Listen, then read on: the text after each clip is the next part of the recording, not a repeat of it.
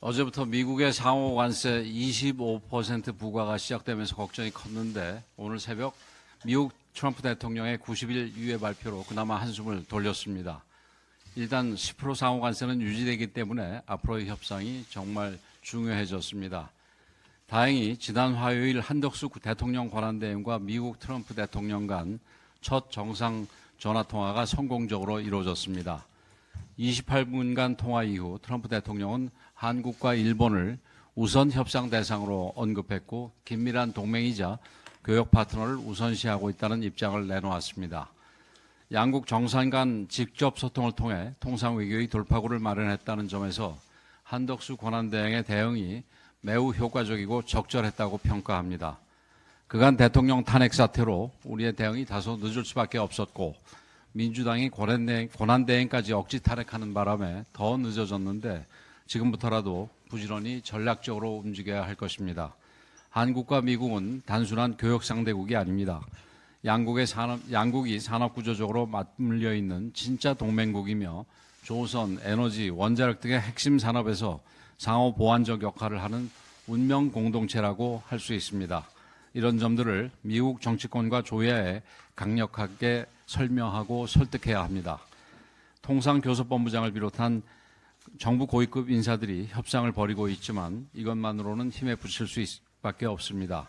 범국가적 대응 체계를 즉시 가동해서 정부와 국회, 공공과 민간이 손을 잡고 함께 뛰어야 할 것입니다.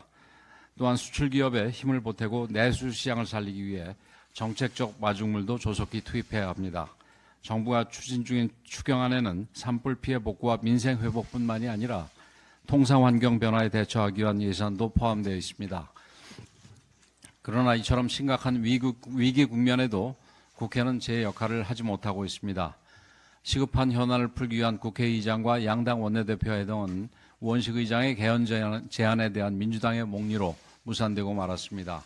한시가 급한 마당인데 국익보다 정파적 이해득실만 따지는 민주당을 보면 과연 책임 있는 공당의 모습인지 한숨부터 나옵니다. 지금은 정치적 계산이 아니라 적극적 실행이 필요한 때입니다. 기업이 살고 수출이 살아야 국가 경제도 일어설 수 있습니다.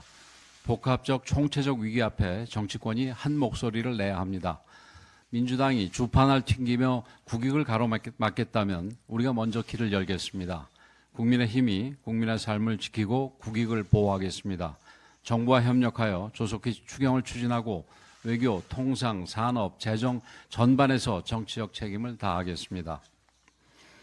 어제 이재명 대표가 더불어민주당 대표직에서 사퇴하면서 금융시장 불안이 권한대행의 헌법재판관 임명 때문이라는 황당한 주장을 내놓았습니다. 바로 지난주까지만 해도 헌법재판관 빨리 임명하라고 고함을 치더니 대통령 탄핵 결정이 나자 잽싸게 말을 바꾼 것입니다. 늘상 하던 일입니다. 개헌 논의도 마찬가지입니다. 이재명 전 대표는 3년 전 대선 때 임기 단축 개헌까지 공약으로 내걸었지만 지금은 개헌으로 내란을 덮으면 안 된다는 해괴한 논리로 개헌을 반대하고 나섰습니다. 이재명의 거짓말과 말 뒤집기야 하루 이틀의 일도 아니지만 더 큰 문제는 이재명 일당 독재 민주당입니다. 우원식 국회의장이 대선과 개헌 국민투표 동시 실시를 제안하자 민주당 친명계의 거칠고 조직적인 반발이 이어졌습니다. 입 닥치라, 국회의장 놀이 그만하라는 몰상식한 비난이 쏟아졌고 결국 어제 우원식 의장은 개헌 국민투표 제안을 스스로 철회했습니다. 이재명 전 대표의 말 한마디에 민주당 국회의원들과 개딸들이 총동원되어 국가서열 2위인 국회의장마저 무자비하게 짓밟은 것입니다. 헌법재판소 기능 정상화를 위한 권한대행의 헌법재판관 임명에 대해서도 민주당은 일제히 고발과 재탄핵 공세를 퍼붓고 있습니다. 재판관 임기 연장 법안, 권한대행의 재판관 임명 불가 법안 등 황당한 위헌 법안까지 남발하고 있습니다. 법적 조치를 모두 하라는 이재명의 지시를 충실히 따르고 있는 것입니다. 이러니 국민들 사이에서 북한 최고 존엄은 김정은, 남한 최고 존엄은 이재명이라는 비아냥까지 나오고 있습니다. 많은 국민들은 지금도 이 정도인데 혹시라도 대통령이 되면 얼마나 마구잡이로 권력을 휘두를까 심각하게 걱정하고 있습니다. 개헌은 국민적 시대적 요구입니다. 87 체제의 모순이 적나라하게 드러난 상황에서 국민 60% 이상이 개헌에 찬성하고 있습니다. 이재명 전 대표는 대권 과도에 지장이 있을까 봐 개헌을 반대하고 있는데 이야말로 얼마나 반국민적이고 시대착오적인 인물인지 입증하는 것입니다. 헌법재판관 임명은 국가기능을 유지하기 위한 최소한의 전제 조건입니다. 헌재가 다시 6인 체제로 돌아가 장기간 기능이 정지된다면 그 피해는 고스란히 우리 국민들에게 돌아갈 것입니다. 그런데도 자기 정치적 이익을 위해 권한대행을 겁박하는 행태야말로 스스로 대통령이 된 걸로 착각하는 것입니다. 국민들께서 이 모든 상황을 지켜보고 계십니다. 국정을 안정시키려는 이가 누구이며 혼란을 틈타 권력만 탐하는 자가 누구인지 너무나도 명확하게 잘 알고 계십니다. 국민의힘은 국민과 나라를 위한 개헌을 적극적으로 추진하면서 우리의 자유민주주의와 헌정 질서를 지키는 데 최선을 다하겠습니다. 어제 이재명 전 대표가 대선 출마를 위해 민주당 당대표직을 사퇴했습니다. 마지막 최고위원 회의는 낯뜨거운 명비어천가가 넘쳐나면서 민주당 경선이 이재명 추대식에 불과하다는 것을 예고했습니다. 이재명 당대표 체제 3년은 이재명 개인의 사리사욕을 위해 이재명 1인 지배정당으로 전락했고 국회는 이재명 개인의 방탄과 권력 장악 도구로 전락했습니다. 이재명 세력의 탄핵 남발, 특검법 남발, 입법 폭주로 대화와 타협의 정치는 실종되었고 다수당의 횡포와 정쟁만 난무했습니다. 이재명 강정기 3년 동안 정작 중요한 민생경제 입법은 설 자리가 없었습니다. 이재명 세력은 불법 파업을 조장하는 노란봉투법, 기업의 기밀 유출을 합법화하는 국회 증언감정법, 농업시장 질서를 무너뜨리는 양곡관리법 등 반시장적인 포퓰리즘 입법이 무분별하게 추진했습니다. 반면 금투세 폐지를 지연시켜 주식시장을 혼란에 빠뜨리고 주 52시간제 유연화에 반대하여 반도체 산업을 막았으며 간첩법 개정을 가로막아 산업 안보를 위협했습니다.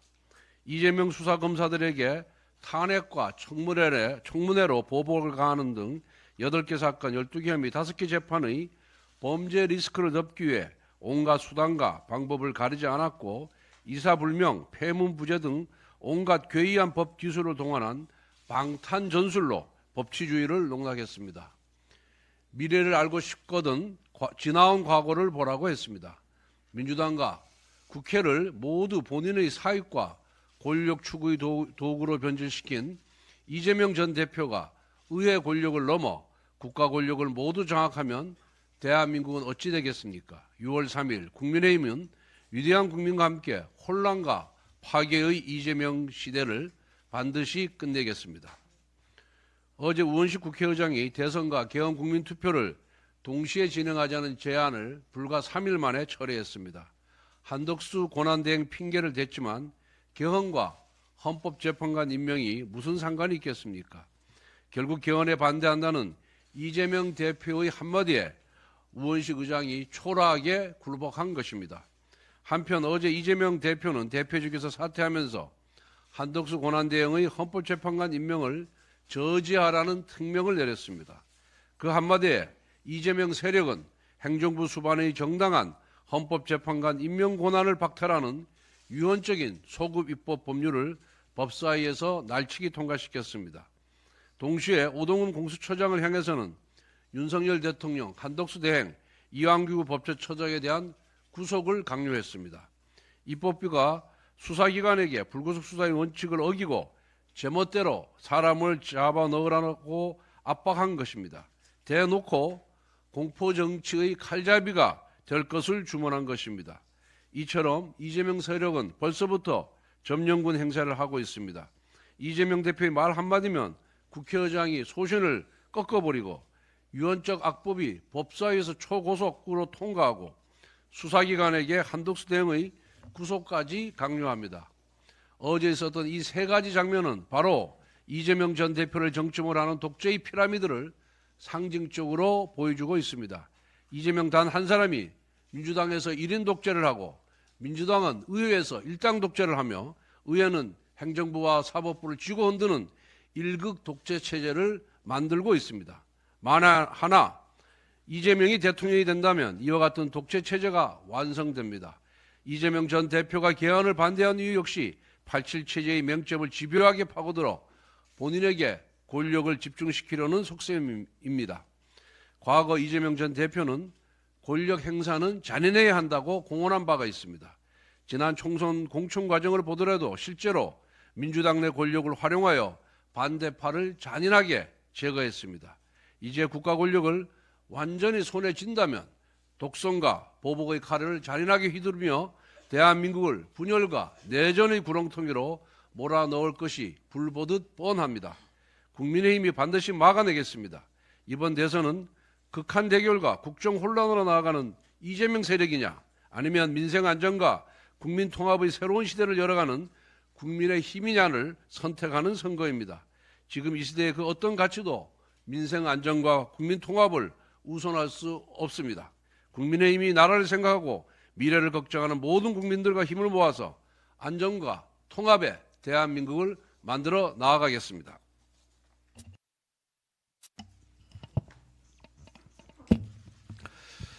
민생 경제 회복을 위한 대선이 되어야 되겠습니다. 최근 트럼프 행정부의 관세 정책 여파로 인해 대외 수출 의존도가 높은 한국 경제는 그 어느 때보다도 큰 불확실성에 직면해 있습니다.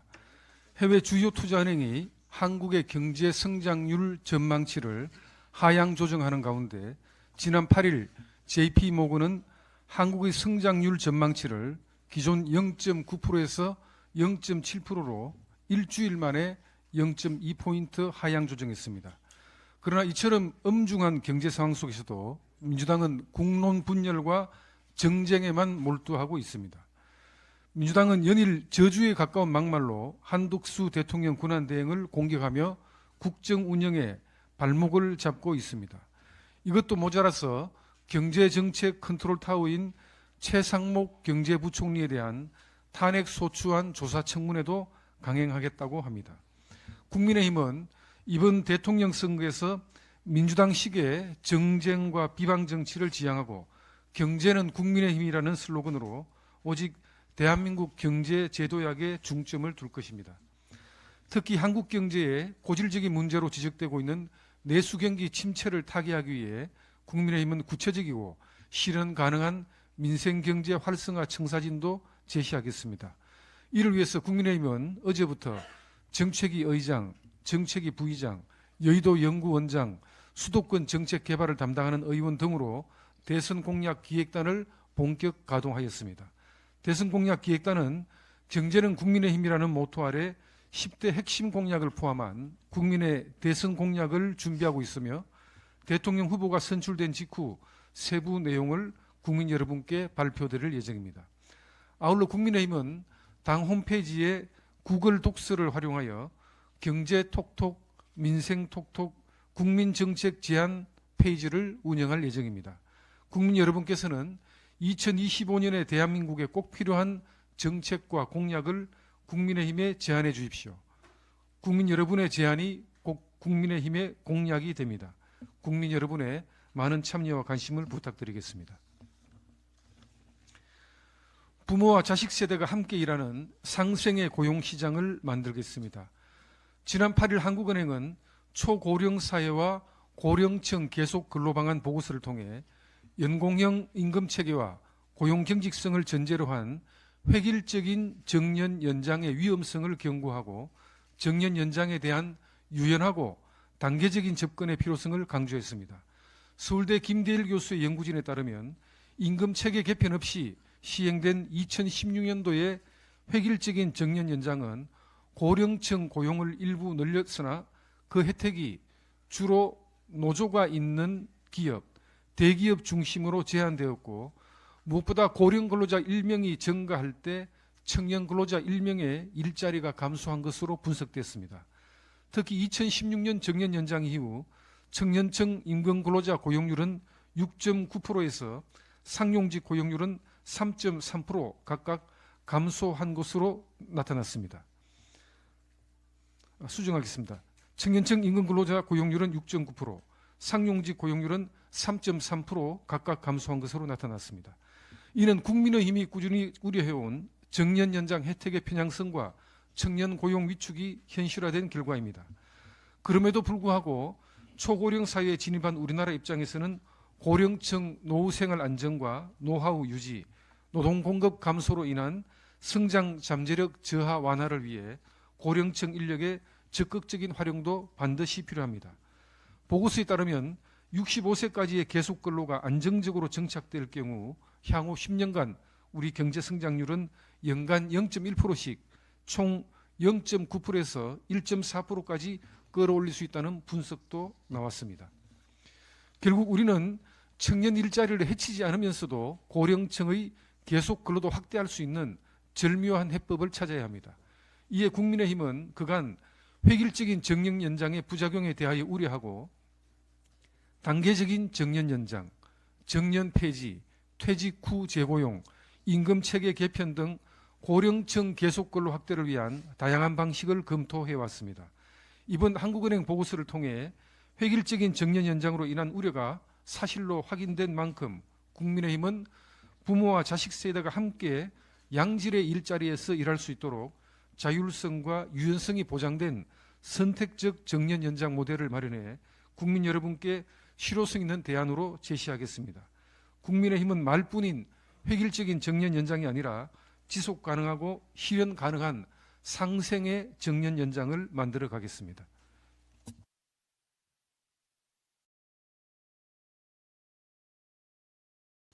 어제부터 미국의 상호 관세 25% 부과가 시작되면서 걱정이 컸는데 오늘 새벽 미국 트럼프 대통령의 90일 유예 발표로 그나마 한숨을 돌렸습니다. 일단 10% 상호 관세는 유지되기 때문에 앞으로의 협상이 정말 중요해졌습니다. 다행히 지난 화요일 한덕수 대통령 권한대행과 미국 트럼프 대통령 간 첫 정상 전화통화가 성공적으로 이루어졌습니다. 28분간 통화 이후 트럼프 대통령은 한국과 일본을 우선 협상 대상으로 언급했고 긴밀한 동맹이자 교역 파트너를 우선시하고 있다는 입장을 내놓았습니다. 양국 정상 간 직접 소통을 통해 통상 외교의 돌파구를 마련했다는 점에서 한덕수 권한대행의 대응이 매우 효과적이고 적절했다고 평가합니다. 그간 대통령 탄핵 사태로 우리의 대응이 다소 늦을 수밖에 없었고 민주당이 권한대행까지 억지 탄핵하는 바람에 더 늦어졌는데 지금부터라도 부지런히 전략적으로 움직여야 할 것입니다. 한국과 미국은 단순한 교역 상대국이 아닙니다. 양국이 산업구조적으로 맞물려 있는 진짜 동맹국이며 조선, 에너지, 원자력 등의 핵심 산업에서 상호 보완적 역할을 하는 운명 공동체라고 할 수 있습니다. 이런 점들을 미국 정치권과 조야에 강력하게 설명하고 설득해야 합니다. 통상교섭본부장을 비롯한 정부 고위급 인사들이 협상을 벌이고 있지만 이것만으로는 힘에 부칠 수밖에 없습니다. 범국가적 대응 체계를 즉시 가동해서 정부와 국회, 공공과 민간이 손을 잡고 함께 뛰어야 할 것입니다. 또한 수출 기업에 힘을 보태고 내수 시장을 살리기 위해 정책적 마중물도 조속히 투입해야 합니다. 정부가 추진 중인 추경안에는 산불 피해 복구와 민생 회복뿐만이 아니라 통상 환경 변화에 대처하기 위한 예산도 포함되어 있습니다. 그러나 이처럼 심각한 위기 국면에도 국회는 제 역할을 하지 못하고 있습니다. 시급한 현안을 풀기 위한 국회의장과 양당 원내대표회 등은 우원식 의장의 개헌 제안에 대한 민주당의 목리로 무산되고 말았습니다. 한시가 급한 마당인데 국익보다 정파적 이해득실만 따지는 민주당을 보면 과연 책임 있는 공당의 모습인지 한숨부터 나옵니다. 지금은 정치적 계산이 아니라 적극적 실행이 필요한 때입니다. 기업이 살고 수출이 살아야 국가 경제도 일어설 수 있습니다. 복합적 총체적 위기 앞에 정치권이 한 목소리를 내야 합니다. 민주당이 주판을 튕기며 국익을 가로막겠다면 우리가 먼저 길을 열겠습니다. 국민의 힘이 국민의 삶을 지키고 국익을 보호하겠습니다. 정부와 협력하여 조속히 추경을 추진하고 외교, 통상, 산업, 재정 전반에서 정치적 책임을 다하겠습니다. 어제 이재명 대표가 더불어민주당 대표직에서 사퇴하면서 금융시장 불안이 권한대행의 헌법재판관 임명 때문이라는 황당한 주장을 내놓았습니다. 바로 지난주까지만 해도 헌법재판관 빨리 임명하라고 고함을 치더니 대통령 탄핵 결정이 나자 잽싸게 말을 바꾼 것입니다. 늘상 하던 일입니다. 개헌 논의도 마찬가지입니다. 이재명 전 대표는 3년 전 대선 때 임기 단축 개헌까지 공약으로 내걸었지만 지금은 개헌으로 내란을 덮으면 안 된다는 해괴한 논리로 개헌을 반대하고 나섰습니다. 이재명의 거짓말과 말 뒤집기야 하루 이틀의 일도 아니지만 더 큰 문제는 이재명 일당 독재 민주당입니다. 우원식 국회의장이 대선과 개헌 국민투표 동시 실시를 제안하자 민주당 친명계의 거칠고 조직적인 반발이 이어졌습니다. 입 닥치라, 국회의장 놀이 그만하라는 몰상식한 비난이 쏟아졌고 결국 어제 우원식 의장은 개헌 국민투표 제안을 스스로 철회했습니다. 이재명 전 대표의 말 한마디에 민주당 국회의원들과 개딸들이 총동원되어 국가서열 2위인 국회의장마저 무자비하게 짓밟은 것입니다. 헌법재판소 기능 정상화를 위한 권한대행의 헌법재판관 임명에 대해서도 민주당은 일제히 고발과 재탄핵 공세를 퍼붓고 있습니다. 재판관 임기 연장 법안, 권한대행의 재판관 임명 불가 법안 등 황당한 위헌 법안까지 남발하고 있습니다. 법적 조치를 모두 하라는 이재명의 지시를 충실히 따르고 있는 것입니다. 이러니 국민들 사이에서 북한 최고 존엄은 김정은, 남한 최고 존엄은 이재명이라는 비아냥까지 나오고 있습니다. 많은 국민들은 지금도 이 정도인데 혹시라도 대통령이 되면 얼마나 마구잡이로 권력을 휘두를까 심각하게 걱정하고 있습니다. 개헌은 국민적 시대적 요구입니다. 87 체제의 모순이 적나라하게 드러난 상황에서 국민 60% 이상이 개헌에 찬성하고 있습니다. 이재명 전 대표는 대권 과도에 지장이 있을까 봐 개헌을 반대하고 있는데 이야말로 얼마나 반국민적이고 시대착오적인 인물인지 입증하는 것입니다. 헌법재판관 임명은 국가 기능을 유지하기 위한 최소한의 전제 조건입니다. 헌재가 다시 6인 체제로 돌아가 장기간 기능이 정지된다면 그 피해는 고스란히 우리 국민들에게 돌아갈 것입니다. 그런데도 자기 정치적 이익을 위해 권한대행을 겁박하는 행태야말로 스스로 대통령이 된 걸로 착각하는 것입니다. 국민들께서 이 모든 상황을 지켜보고 계십니다. 국정을 안정시키려는 이가 누구이며 혼란을 틈타 권력만 탐하는 자가 누구인지 너무나도 명확하게 잘 알고 계십니다. 국민의힘은 국민과 나라를 위한 개헌을 적극적으로 추진하면서 우리의 자유민주주의와 헌정 질서를 지키는 데 최선을 다하겠습니다. 어제 이재명 전 대표가 대선 출마를 위해 민주당 당대표직을 사퇴했습니다.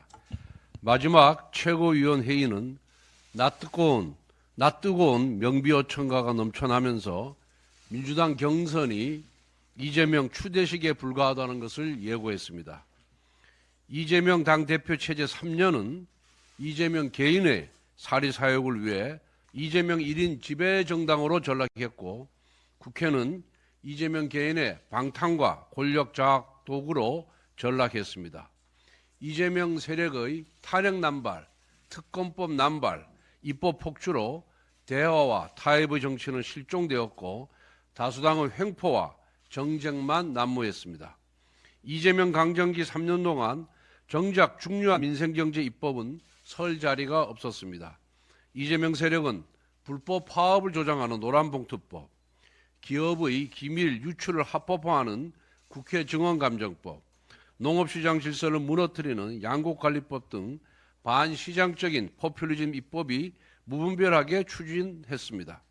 반면 금투세 폐지를 지연시켜 주식시장을 혼란에 빠뜨리고 주 52시간제 유연화에 반대하여 반도체 산업을 막았으며 간첩법 개정을 가로막아 산업 안보를 위협했습니다. 이재명 수사검사들에게 탄핵과 청문회로 보복을 가하는 등 8개 사건 12개 혐의 5개 재판의 범죄 리스크를 덮기 위해 온갖 수단과 방법을 가리지 않았고 이사불명, 폐문부재 등 온갖 괴이한 법 기술을 동원한 방탄전술로 법치주의를 농락했습니다. 미래를 알고 싶거든 지나온 과거를 보라고 했습니다. 민주당과 국회를 모두 본인의 사익과 권력 추구의 도구로 변질시킨 이재명 전 대표가 의회 권력을 넘어 국가 권력을 모두 장악하면 대한민국은 어찌 되겠습니까? 6월 3일 국민의힘은 위대한 국민과 함께 혼란과 파괴의 이재명 시대를 반드시 끝내겠습니다. 어제 우원식 국회의장이 대선과 개헌 국민투표를 동시에 진행하자는 제안을 불과 3일 만에 철회했습니다.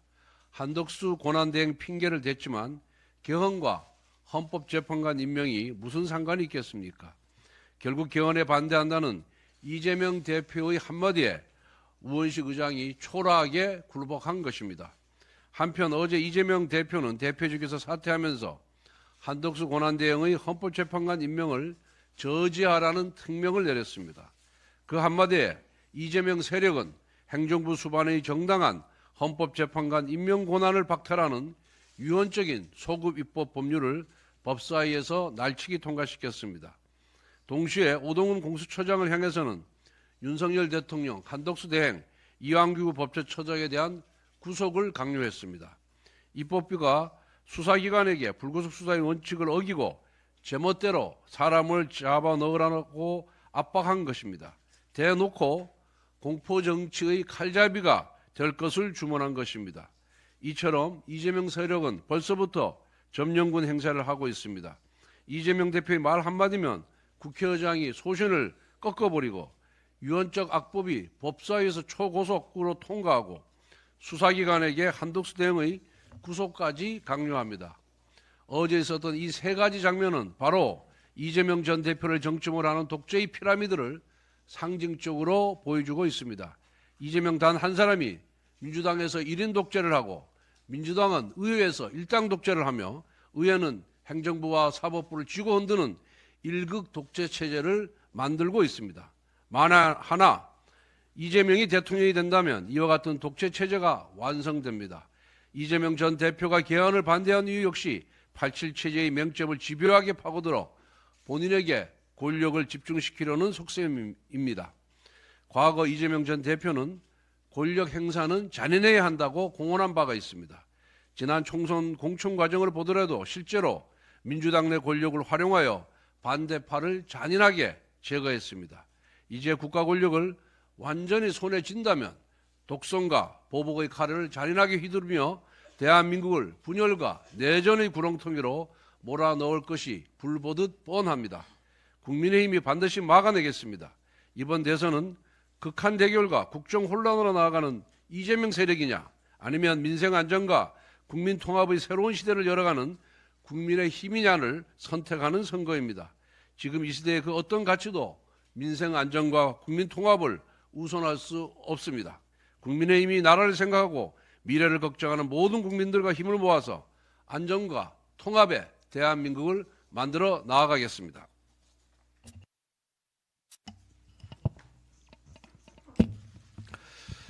민생 경제 회복을 위한 대선이 되어야 되겠습니다. 최근 트럼프 행정부의 관세 정책 여파로 인해 대외 수출 의존도가 높은 한국 경제는 그 어느 때보다도 큰 불확실성에 직면해 있습니다.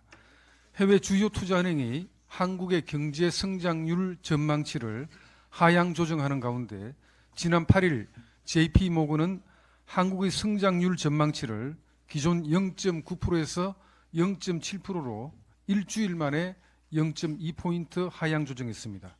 그러나 이처럼 엄중한 경제 상황 속에서도 민주당은 국론 분열과 정쟁에만 몰두하고 있습니다. 민주당은 연일 저주에 가까운 막말로 한덕수 대통령 권한대행을 공격하며 국정 운영에 발목을 잡고 있습니다. 이것도 모자라서 경제정책 컨트롤타워인 최상목 경제부총리에 대한 탄핵소추안 조사 청문회도 강행하겠다고 합니다.